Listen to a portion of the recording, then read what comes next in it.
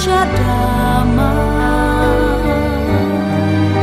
sambutlah Dia, Yesus Tuhan, Juru Selamat dunia.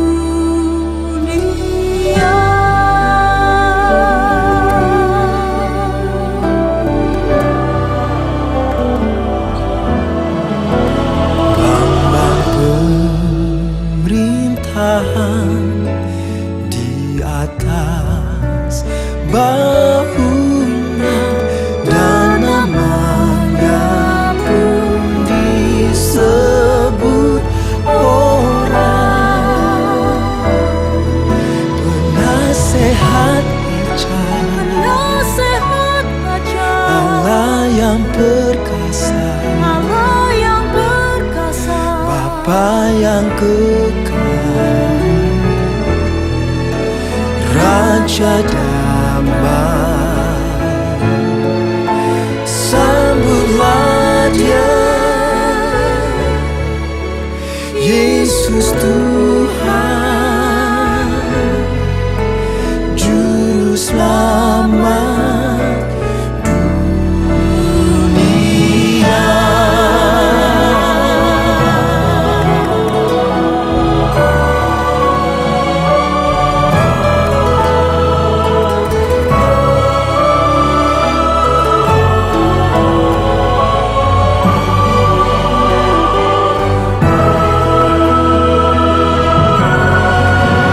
Nasihat Raja, Penasehat Raja, Allah yang perkasa, Allah yang perkasa, Bapa yang kekal,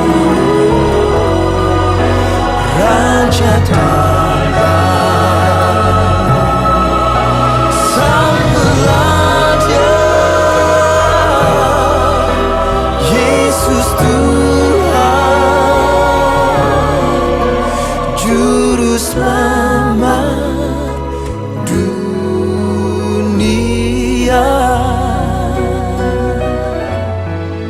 Sambutlah Dia, Yesus Tuhan, Juru Selamat dunia.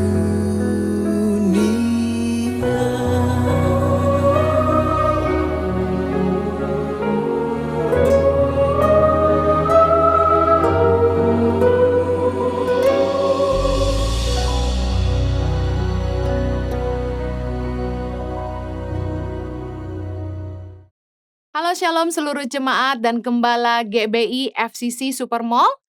Selamat Hari Natal. Tuhan kiranya memberkati dan terus jadi terang bagi banyak orang. Sebentar firman Tuhan diberitakan, saya berdoa agar firman Tuhan ini bisa jadi kekuatan bagi kita semua. Selamat Hari Natal, Tuhan memberkati. Bapa, hati kami sangat bersyukur kepadamu. Terima kasih Tuhan kalau Engkau telah menghantar kami sampai ke ujung dari tahun 2021. Terima kasih di momen-momen Natal ini kami mau merayakan hari kelahiran Kristus ke dunia ini, dan kami bersyukur kalau kami boleh bertemu dan mengalami Tuhan dalam hidup kami dan boleh menerima Yesus sebagai Tuhan dan Juru Selamat kami yang hidup. Bapa, sebentar firman-Mu diberitakan, biarlah kami semua boleh mengerti, memahami, dan menghidupinya. Tolong hamba-Mu, karena sungguh tanpa Engkau hamba tidak mampu, menyerahkan menit ke depan ke dalam pimpinan Roh Kudus sepenuhnya. Biarlah hidup kami boleh dibangun, diberkati, dan jadi berkat. Demi nama Yesus kami berdoa. Amen. Hari ini saya akan bicara dengan tema Natal dengan judul Hadiah yang Terbaik. Kebanyakan itu orang kalau ulang tahun, selalu teman-temannya tanya, kapan makan-makan bro? Makan-makan dong kita. Asik makan-makan. Padahal harusnya ketika ada yang ulang tahun, kita ngasih kado buat yang ulang tahun. Bukannya malah minta ditraktir makan-makan. Kebanyakan manusia punya kecenderungan selalu demanding, selalu meminta, selalu mengambil, maunya terima aja. Tapi mari hari ini kita belajar. Bukankah Natal adalah perayaan ulang tahun dari Yesus Kristus yang lahir ke dunia ini untuk menyelamatkan kita dari segala dosa. Mari kita rayakan ulang tahun Tuhan Yesus dengan memberikan hadiah yang terbaik. Apa itu hadiah yang terbaik yang kita bisa berikan? Mari kita belajar sama-sama. Persembahan yang terbaik yang kita bisa berikan kepada Tuhan adalah hidup kita. Tidak ada yang jauh lebih baik yang kita bisa berikan daripada hidup kita sendiri kepada Tuhan. Yohanes 15 ayat 16 berkata begini, "Bukan kamu yang memilih aku, tetapi akulah yang memilih kamu. Dan aku telah menetapkan kamu, supaya kamu pergi dan menghasilkan buah, dan buahmu itu tetap, supaya apa yang kamu minta kepada Bapa dalam namaku, diberikannya kepadamu." Yesus berkata, bukan kita yang memilih Yesus, tapi Yesuslah yang memilih kita. Tahukah Anda bahwa pengenalan akan Tuhan adalah anugerah? Kalau kita hari ini bisa mengenal Tuhan sebagai Tuhan dan Juru Selamat kita, semua adalah karunia dari Bapa di sorga. Yohanes 6 ayat 65 berkata, "Tidak ada seorang pun dapat datang kepadaku kalau Bapa tidak mengaruniakannya kepadanya." Pengenalan akan Kristus adalah karunia dari Tuhan. Kita jangan sia-siakan. Harusnya kita ngerti bahwa kalau kita ada hari ini karena Tuhan telah memilih kita. Yesus telah memilih kita. Kalau hari ini kita bisa mengenal Dia, kita telah dipilih oleh Tuhan. Dimanapun Anda berada saat ini, Anda berada di kota manapun, Anda berada di gereja manapun, di keluarga manapun, saya ingin katakan ini bahwa Tuhan telah memilih Anda. Tuhan telah menetapkan kita supaya kita pergi dan menghasilkan buah. Kalau kita ingin memberikan kado kepada Yesus, kado terbaik yang kita kasih adalah gini, hiduplah yang hidup berbuah. Kado terbaik yang kita bisa berikan kepada Yesus adalah hidup kita yang berbuah. Saya punya anak-anak yang kami beasiswakan. Saya bilang sama mereka, Mama nggak minta apapun, Mama cuma minta satu, kamu harus berhasil dalam kuliahmu. Kamu harus jadi berkat bagi sesama, kamu harus bisa memajukan daerahmu. Kamu harus jadi pemimpin di daerahmu. Saya hanya ingin melihat buah dari hidup mereka. Demikian juga dengan Tuhan. Tuhan telah memilih kita. Apa yang Tuhan mau dari kita? Di hari ulang tahun Yesus, memperingati Natal, mari kita berdoa sama Tuhan. Apa yang Tuhan mau kita lakukan buat Tuhan? Waktunya untuk berbuah bagi Tuhan. Apa yang Tuhan mau buat hidup kita? Waktunya untuk kita berbuah. 2022 bukan lagi jadi bayi rohani yang cuma taunya minta ini dan itu. Tapi kita mau jadi dewasa. Mau menyenangkan hati Bapa di sorga. Kita mau beri yang terbaik, yaitu hidup kita bagi Tuhan. Waktunya untuk berbuah. Buah bicara soal perubahan hidup. Bicara soal jiwa-jiwa. Bicara soal dampak atau karya-karya. Saya percaya ketika Tuhan ingin kita berbuah, Tuhan tidak ingin kita hidup untuk diri kita sendiri. Karena sebuah pohon berbuah untuk dinikmati orang lain. Kalau hari ini Anda sudah mengenal Yesus, sudah bukannya lagi main-main dengan dosa, sudah bukan waktunya lagi hidup dalam kehidupan yang sia-sia. Karena buah bicara soal pertobatan yang sungguh. Matius 3 ayat 8 berkata, "Jadi hasilkanlah buah yang sesuai dengan pertobatan." Ayat 10 berkata, "Kapak sudah tersedia pada akar pohon dan setiap pohon yang tidak menghasilkan buah yang baik pasti ditebang dan dibuang ke dalam api." Kita tahu pertobatan berasal dari kata metanoia yang artinya berubah 180 derajat, bukannya balik lagi jadi 360. Kalau dulu Anda kasar, tapi sejak Anda ikut Tuhan sungguh-sungguh, Anda harusnya berubah jadi sabar. Kalau dulu Anda suka nipu, sekarang harusnya Anda suka nolong orang. Kalau dulu Anda tidak setia, harusnya sekarang Anda pakai kacamata kuda. Kalau dulu Anda cerewet, sampai suami nggak betah di rumah, harusnya sekarang Anda lebih kalem, lebih menguasai lidah. Kalau dulu Anda pelit, sekarang harusnya Anda jadi murah hati. Ada perubahan hidup, ada buah yang nyata. Karena firman Tuhan berkata gini, biarlah orang melihat perbuatan kita yang baik dan memuliakan Bapa yang di sorga. Kalau Anda ingin memberikan yang terbaik itu hidup Anda, mari bawa keharuman pengenalan Dia di mana-mana. Amin.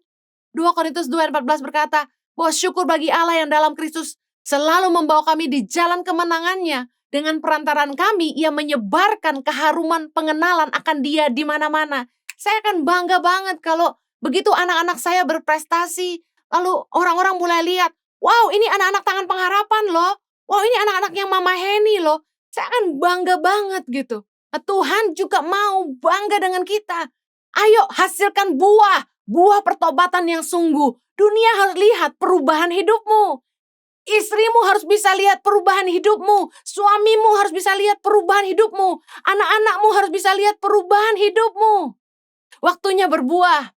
Mari saya ingin bawa Anda untuk melihat perumpamaan pohon ara yang tidak berbuah dalam Lukas 13 ayat yang ke-6. Lalu Yesus mengatakan perumpamaan ini. Seorang mempunyai pohon ara yang tumbuh di kebun anggurnya dan ia datang untuk mencari buah pada pohon itu. Tapi ia tidak menemukannya. Ayat ke-7. Lalu ia berkata kepada pengurus kebun anggur itu, "Sudah 3 tahun aku datang mencari buah pada pohon ara ini, tapi aku tidak menemukannya. Tebanglah pohon ini. Untuk apa ia hidup di tanah ini dengan percuma?" Jawab orang itu, "Tuan, biarkanlah ia tumbuh tahun ini lagi.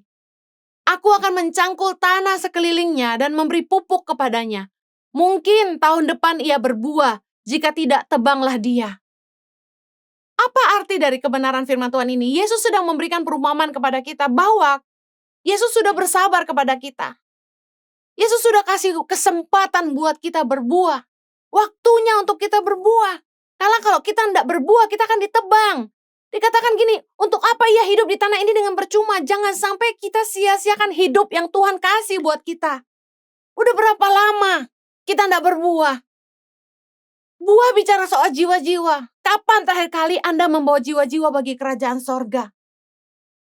Berapa banyak dari kita yang sudah berbuah bagi kerajaan sorga?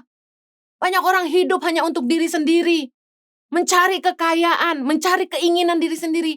Ini waktunya kita berbuah bagi kerajaan sorga. Kalau kita masih hidup hari ini, artinya Tuhan masih kasih kita kesempatan. Seperti pohon ara itu, 3 tahun gak berbuah. Dikasih kesempatan masih gak berbuah. Sampai yang penjaga kebun anggur bilang gini, kasih kesempatan dia 1 tahun lagi. Saya akan cangkul sekelilingnya, kasih pupuk, saya sirami. Mudah-mudahan tahun depan dia berbuah. Bicara soal gini, kalau kita masih punya kekuatan hari ini, kalau kita masih sehat, kita masih hidup, berarti Tuhan masih kasih kita kesempatan. Saya saksikan sendiri selama masa pandemi. Berapa banyak orang-orang yang kita kenal, orang-orang yang kita kasihi, telah kembali ke pangkuan Bapa di sorga. Kalau kita bisa melewati pandemi dan masih hidup sampai hari ini, percayalah ini waktunya untuk kita berbuah. Ini adalah peringatan dari Tuhan, jangan tidak berbuah. Amen. Dan bagaimana kita berbuah? Mari lakukan yang Yesus lakukan. Mari belajar dari Yesus. Bagaimana Yesus hidup. Yohanes 14 ayat 12. Mari kita baca sama-sama. Yesus memberi teladan dari apa yang harus kita kerjakan. Aku berkata kepadamu, sesungguhnya barang siapa percaya kepadaku, ia akan melakukan juga pekerjaan-pekerjaan yang aku lakukan. Bahkan pekerjaan-pekerjaan yang lebih besar daripada itu, sebab aku pergi kepada Bapa. Yesus berkata, barang siapa percaya kepada Yesus, ia akan melakukan juga pekerjaan-pekerjaan yang Yesus lakukan, bahkan pekerjaan-pekerjaan yang lebih besar dari itu. Waktu dulu saya baca ayat ini, saya nggak ngerti. Tapi hari ini saya bisa mengerti. Kenapa? Kalau dulu pernah Yesus buat mukjizat, kasih makan 4.000 orang laki-laki, dan kemudian 5.000 orang laki-laki, katanya belum tercatat perempuan dan anak-anak. Hari ini, Tangan Pengharapan, sudah 15 tahun lebih. Kalau terhitung 15 tahun, sudah lebih dari 10.000 anak yang kami kasih makanan bergizi dan pendidikan di seluruh pelosok Indonesia karena kemurahan Tuhan. Dulu saya nggak ngerti, saya bisa melakukan pekerjaan lebih besar dari Yesus seperti apa. Saya mau kasih tahu, kalau hari ini Anda bisa memberitakan firman Tuhan lewat sosial media, lewat YouTube, dengan online service, Anda sudah mengerjakan yang jauh lebih besar daripada Yesus. Karena dulu Yesus hanya bisa jalan kaki, bicara kemana dia pergi. Di lembah, di gunung, di sungai, di laut, dimanapun Yesus bicara. Di atas kapal, di atas perahu, Yesus bicara, mengajar. Itu sangat terbatas.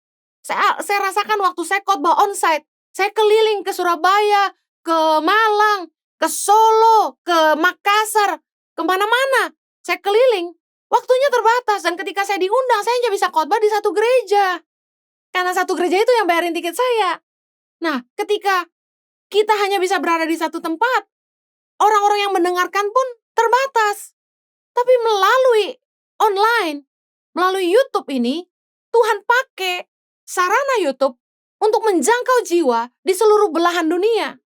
Firman Tuhan menjadi tidak terbatas, bisa didengar oleh siapa saja, melampaui tembok gereja, melampaui ruang dan waktu. Orang bisa nonton firman Tuhan, bisa dengar firman Tuhan kapan saja mereka mau. Hanya tinggal nyalain TikTok, mereka dengar firman. Buka Facebook, mereka dengar firman. Kita telah melakukan pekerjaan yang jauh lebih besar daripada itu, seperti yang Yesus katakan. Hari ini, apa yang kita harus lakukan buat Tuhan? Bagaimana kita berbuah? Mari lihat apa yang Yesus lakukan. Yohanes 17 ayat 4. Yesus berkata begini, "Aku telah mempermuliakan engkau di bumi dengan jalan menyelesaikan pekerjaan yang engkau berikan kepadaku untuk melakukannya." Yesus lagi bilang gini, Yesus telah mempermuliakan Bapa di bumi dengan jalan menyelesaikan pekerjaan yang Tuhan berikan kepada Yesus, Bapa berikan kepada Yesus untuk melakukannya. Bagaimana kita mempermuliakan Bapa? Dengan mengerjakan pekerjaan yang Tuhan berikan pada kita hari ini dengan setia. Apa yang Tuhan percayakan di tanganmu hari ini? Mari bekerjalah dengan sungguh-sungguh. Mari lakukan itu dengan setia. Mari terus kembangkan. Mari datang untuk melayani Tuhan. Yesus berkata dalam Lukas 10 ayat yang kedua bilang gini, katanya kepada mereka, tuaian memang banyak, tetapi pekerja sedikit. Karena itu mintalah kepada Tuhan yang empunya tuaian, supaya ia mengirimkan pengerja-pengerja untuk tuaian itu. Dulu waktu saya dengar ayat ini, Lukas 10 ayat 2, ya biasa aja saya dengarnya, tuaian memang banyak tapi pekerja sedikit, oke. Tapi sekarang setelah kami menggembalakan gereja Impact Community Indonesia, saya jadi ngerti ayat ini. Ini yang kami alami. Waktu Tuhan mulai kasih di hati saya untuk berhenti khotbah keliling tahun Oktober 2019, saya mulai buat keputusan bahwa 2021 saya akan bikin, waktu itu saya bilang sama suami saya, Cyber Church. Dan tidak dinyana, Maret 2020 pandemi datang dan kami dikasih hikmat sama Tuhan untuk memulai ibadah online lewat YouTube pada tanggal 29 Maret 2020 yang berjalan terus sampai dengan hari ini karena kemurahan Tuhan. Dan dari jemaat online yang ada, saya mengajak mereka bertanya, adakah yang mau join Komsel, sel group online melalui Zoom. Ternyata saya tidak sangka peminatnya sangat banyak. Dan puji nama Tuhan kalau hari ini members online Impact Community Indonesia sudah mencapai lebih dari 1.700 orang. Dan ada 51 sel group Impact Family yang terbentuk. Saya sangat bersyukur. Waktu pertama Tuhan kasih hikmat untuk saya memulai Impact Family, bahkan sampai Tuhan beri hikmat kepada saya bagaimana mengaturnya, yaitu per usia, per segmen. Jadi kami pisahkan youth pelajar, youth mahasiswa, yang profesional, yang couple, married couple, dan senior couple. Dan juga ada khusus Impact Woman untuk sel group woman terpisah sendiri. Saya waktu itu bilang sama Tuhan, Tuhan siapa yang mau gembalakan ini sel grupnya? Kalau segini banyak saya nggak bisa. Dan Tuhan mulai taruh di hati saya, ayo ajak teman-temanmu yang nggak aktif pelayanan. Saya mulai kontak teman yang sudah pasif, nggak pelayanan, udah lama. Saya bilang, ayolah melayani Tuhan lagi. Saya mulai tanya teman-teman siapa yang mau bantu. Lalu mereka dengan sukarela memberi diri untuk melayani. Saya percaya kalau sampai ada orang yang tergerak hatinya untuk datang melayani, itu Tuhan yang gerakan sendiri. Nggak mungkin karena saya. Semua Tuhan yang gerakan. Luar biasa, Tuhan kasih hikmat siapa-siapa aja orangnya. Dan mereka mulai membuka hati. Dan mulai mau mementor jiwa-jiwa yang Tuhan titipkan di Impact Community Indonesia. Nah, saya sangat bersyukur hari ini. Jiwa-jiwa itu terus bertumbuh. Mereka jadi seperti keluarga. Lucu di Impact Family itu bisa ketemu dengan orang-orang Indonesia dari berbagai kota, berbagai belahan Indonesia, bahkan dunia. Ada yang dari Taiwan, ada yang dari Papua, yang dari Manado, dari mana-mana bisa gabung dalam satu komsel. Mereka bisa saling tukar cerita, saling membangun, saling curhat, saling kasih nasihat. Keren banget. Ada kesatuan hati yang terbentuk di setiap komsel. Bahkan ketika ada yang sakit COVID, mereka rame-rame kirimin obat. Mereka saling memperhatikan, saling menjaga, dan saling menolong satu sama lain. Saya sangat diberkati. Kalau kita mau berbuah, Yesus berkata tuaian memang banyak tapi pekerja sedikit. Hari ini Tuhan lawat. Pelayanan YouTube itu luar biasa dipakai Tuhan, bahkan TikTok. bahkan Instagram, bahkan Facebook, apalah nama aplikasinya. Begitu banyak orang yang datang karena haus untuk dengar firman Tuhan. Apapun agama mereka, mereka datang cari kebenaran. Tapi masalahnya berapa banyak dari kita yang mau berkorban untuk melayani mereka. Karena untuk berbuah itu harus berani berkorban. Harus berani bayar harga. Keluar dari rasa nyaman. Mau memberi diri untuk melayani itu gak mudah. Kita harus sisihkan waktu kita yang berharga. Kita harus dengerin curcolan orang, curhatan orang, masalah orang yang begitu banyak. Saya kagum sama teman saya. Mereka biasanya ya biasa-biasa aja gitu ya. Tiba-tiba begitu mereka bilang kami mau melayani, kami mau bantu untuk mengembalakan jiwa-jiwa. Sambil bikin kue, dia dengerin jemaat Impact Family-nya curhat masalah dengan suami, curhat masalah pekerjaan, masalah keuangan dan lain-lain. Dia kasih waktu untuk jawabin WA, bahkan telepon. Sangat perhatian ke domba-domba yang Tuhan percayakan kepada mereka. Saya terharu. Mereka bertumbuh dewasa. Ketika mereka berani ambil tanggung jawab ini untuk menggembalakan domba-domba di Impact Family, mereka diberkati. Mereka bertumbuh, mereka dipaksa untuk melayani, untuk lebih mengerti firman Tuhan, untuk berdoa buat jiwa-jiwa. Bahkan di Impact Family itu mereka bikin menara doa untuk saling mendoakan. Keren banget. Mari belajar dari Yesus. Yesus aja nanggung penderitaan sebagai bukti ketaatan. Kita tahu bahwa 3 kali Yesus datang berdoa di Taman Getsemani untuk bilang sama Bapa, kalau boleh cawan ini lalu daripadaku, tapi bukan kehendakku, tapi biar kehendakmu yang jadi. Kita tahu betapa Yesus sebenarnya tidak mudah untuk menjalani salib. Seperti ibaratnya orang mau dioperasi, dia tahu bahwa sebentar lagi dia akan masuk ke ruangan operasi, dan sebentar lagi dia akan dibelek, dia akan dibelah dengan pisau yang tajam dan lain sebagainya. Dan kita bisa lihat bagaimana Yesus melayani, Yesus memberi diri, berkorban, dan dia taat untuk melakukannya. Karena dia mau hidupnya berbuah bagi kerajaan sorga. Berbuah buat jiwa-jiwa. Yohanes 12 ayat 23. Tetapi Yesus menjawab mereka, katanya, telah tiba saatnya anak manusia dimuliakan. Aku berkata kepadamu, sesungguhnya jikalau biji gandum tidak jatuh ke dalam tanah dan mati, ia tetap satu biji saja. Tetapi jika ia mati, ia akan menghasilkan banyak buah. Barang siapa mencintai nyawanya, ia akan kehilangan nyawanya. Tapi barang siapa tidak mencintai nyawanya di dunia ini, ia akan memeliharanya untuk hidup yang kekal. Barang siapa melayani aku, ia harus mengikut aku. Dan di mana aku berada, di situ pun pelayanku akan berada. Barang siapa melayani aku, ia akan dihormati Bapa. Undangan ini datang dari Yesus. Maukah kita ikut Yesus dan melayani Dia? Kalau kita mau melayani, harus berani berkorban. Harus mau mati supaya kita menghasilkan buah. Mati untuk diri sendiri, supaya kita bisa hidup untuk orang lain. Jangan cuma cari kesenangan diri sendiri. Kita harus bersyukur kalau kita diberi kesempatan untuk melayani.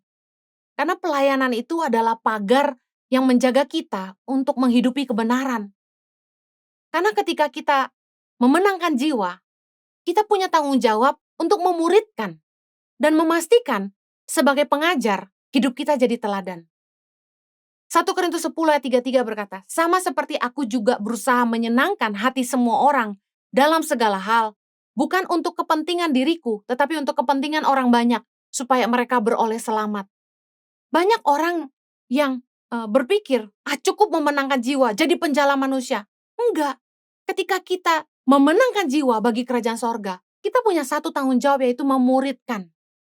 Life coaching. Kita harus memastikan, sebagai pengajar, sebagai orang yang membawa mereka kepada Tuhan, hidup kita juga jadi teladan. Supaya mereka diselamatkan, kata firman Tuhan. Saya percaya pelayanan Impact Community Indonesia harus jadi pelayanan yang berdampak kepada jiwa-jiwa. Khotbah di mimbar tidak cukup untuk membuat iman jemaat bertumbuh dan hidup mereka berubah. Life coaching dibutuhkan untuk membimbing setiap orang. Orang biasanya harus bayar mahal untuk di-coaching.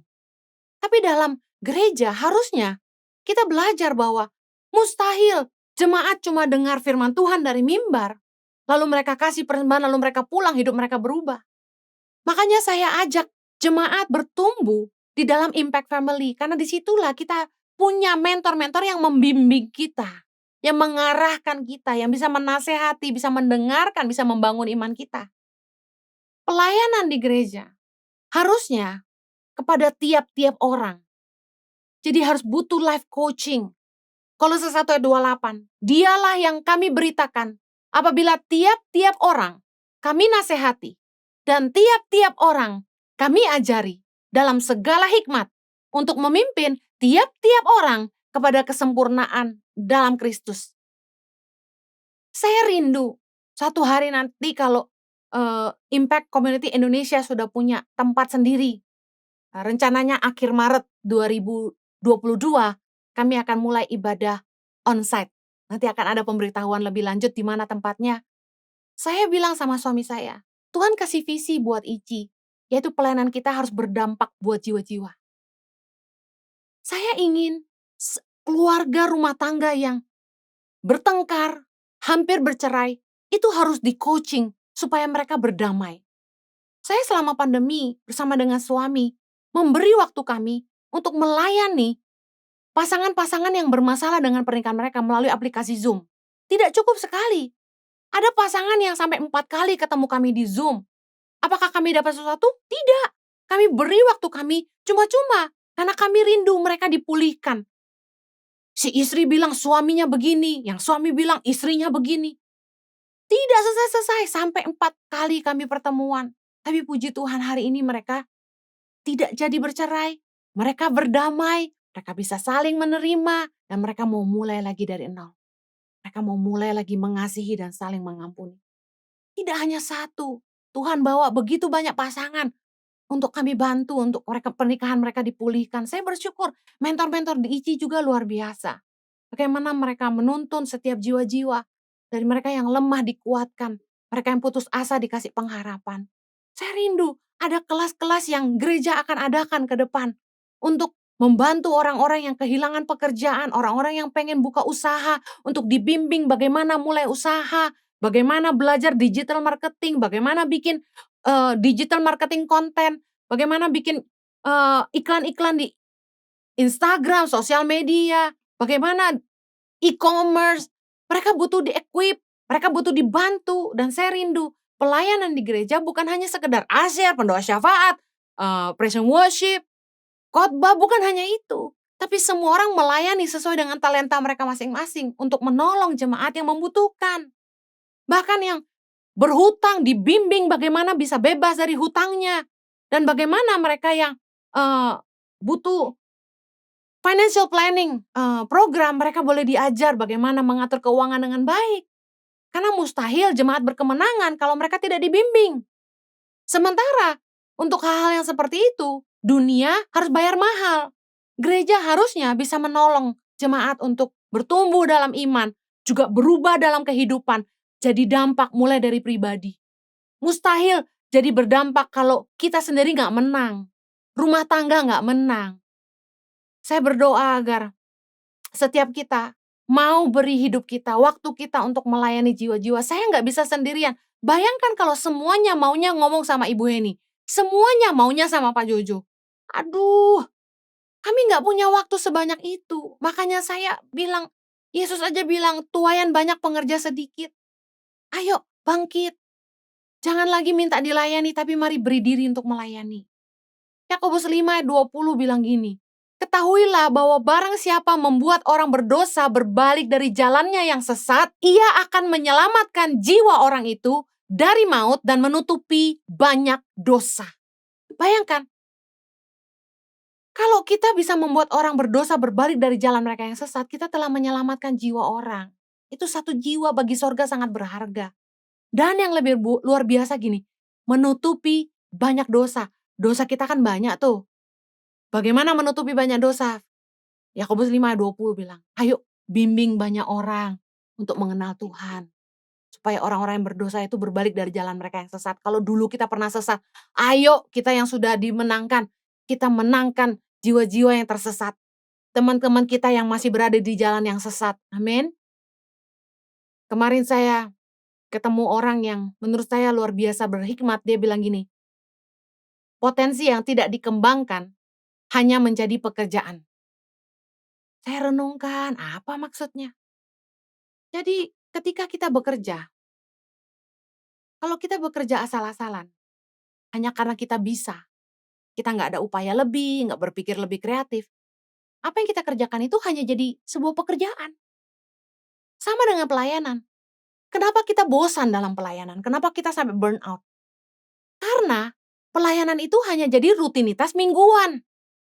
Kalau kita nggak mau bosan dalam pelayanan, kalau kita nggak mau kehilangan api, dengar baik. Jangan berhenti berpikir dan berusaha mengembangkan apa yang Tuhan percayakan di tangan kita. Jangan berhenti berpikir, jangan berhenti kreatif dan semangat untuk mengembangkan apa yang Tuhan percayakan dalam hidup kita. Milikilah api untuk berbagi. Senanglah menolong orang lain. Be excited. Mari bawa jiwa-jiwa kepada Tuhan. The moment you feel comfort, you will lose the fire. Jangan cari rasa nyaman. Kita akan kehilangan api. Satu kali saya bilang sama Tuhan, Tuhan, yayasan kan sudah besar. Saya nggak usah keliling ke pedalaman lagi ya, biar staff aja.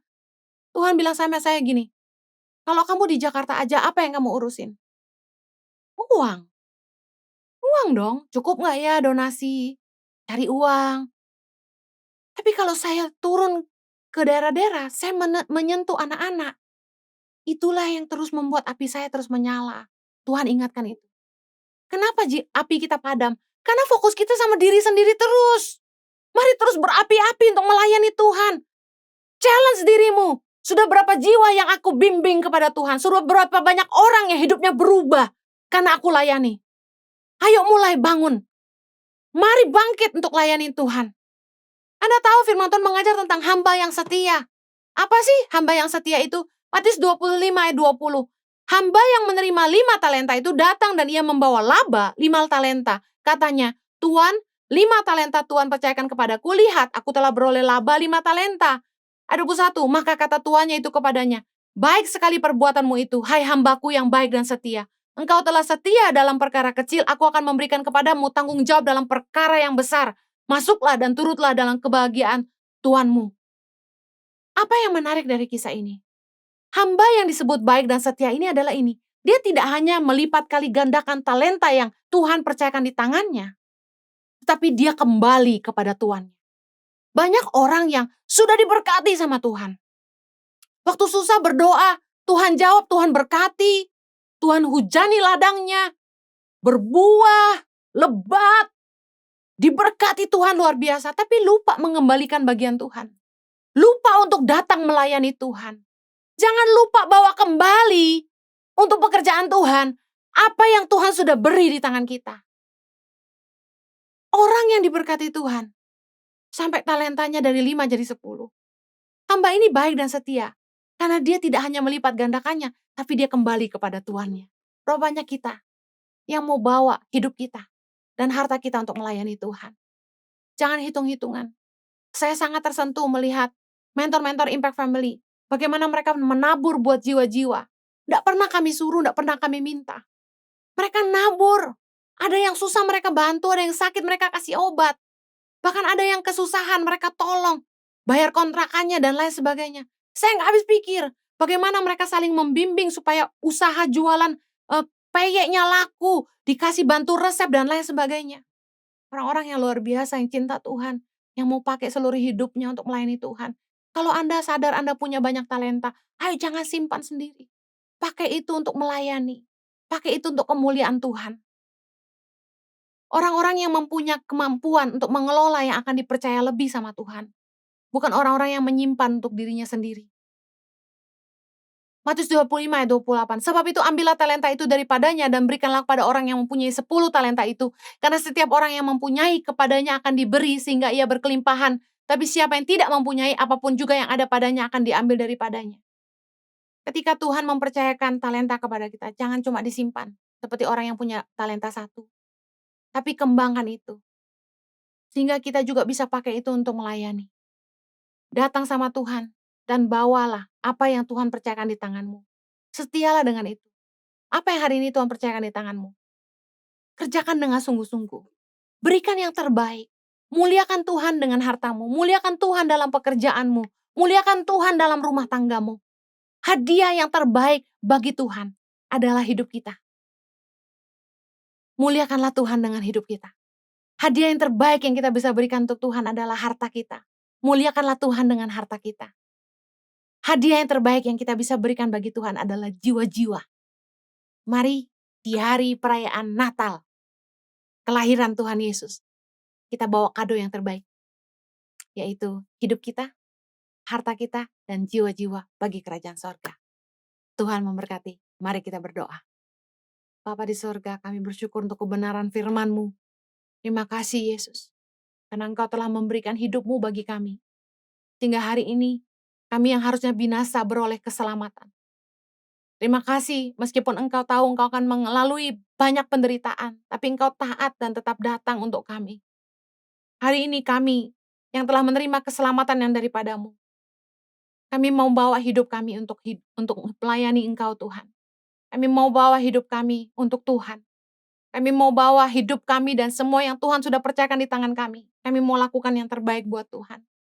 Kami mau jadi saksi di tengah-tengah keluarga kami. Kami mau jadi saksi di tengah-tengah tempat pekerjaan kami. Kami mau jadi saksi di tengah-tengah pengusaha-pengusaha. Kami mau jadi saksi Tuhan di tengah masyarakat. Kami mau jadi saksi Tuhan di tengah kota, bahkan di bangsa ini Tuhan. Biarlah anak-anak-Mu jadi terang, agar nama Tuhan selalu dipermuliakan. Demi nama Yesus kami berdoa. Amen. Tuhan berkati. God bless you. Kami mau akhiri ibadah hari ini dengan mengangkat tangan di hadapan Tuhan. Biar kiranya kasih karunia Tuhan senantiasa memampukan hidupmu, mengerjakan semua yang Ia percayakan di tanganmu, sehingga hidupmu jadi berkat, dan engkau memuliakan Tuhan dalam apa saja yang engkau kerjakan. Dalam nama Yesus kami berdoa. Amen.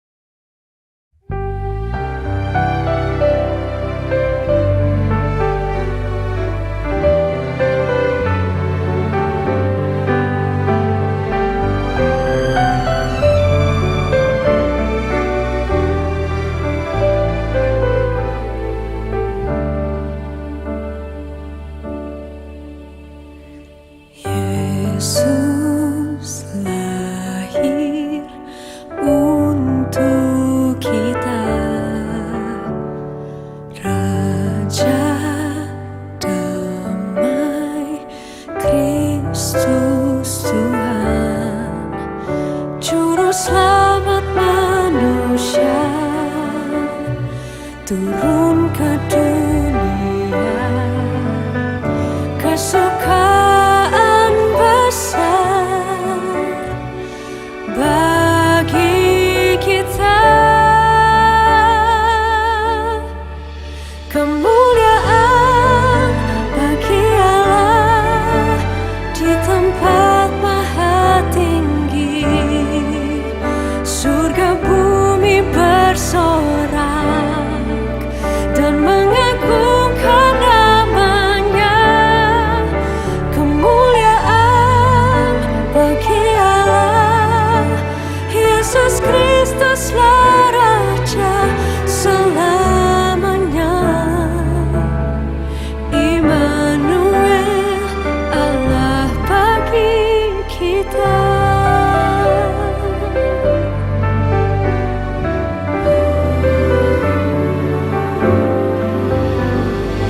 Yesus lahir untuk kita,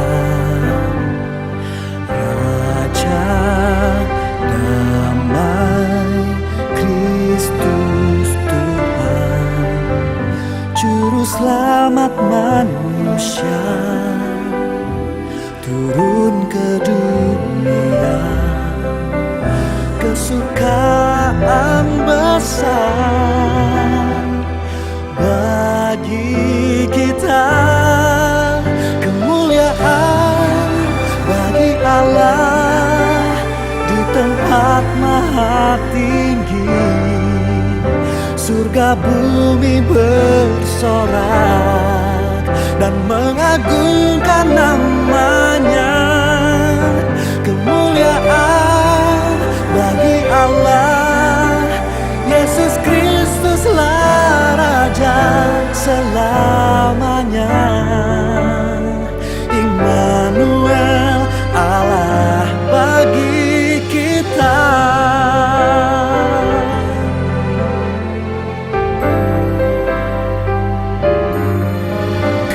Kemuliaan bagi Dia selamanya. Kemuliaan bagi Allah di tempat maha tinggi. Surga bumi bersorak dan mengagungkan namanya.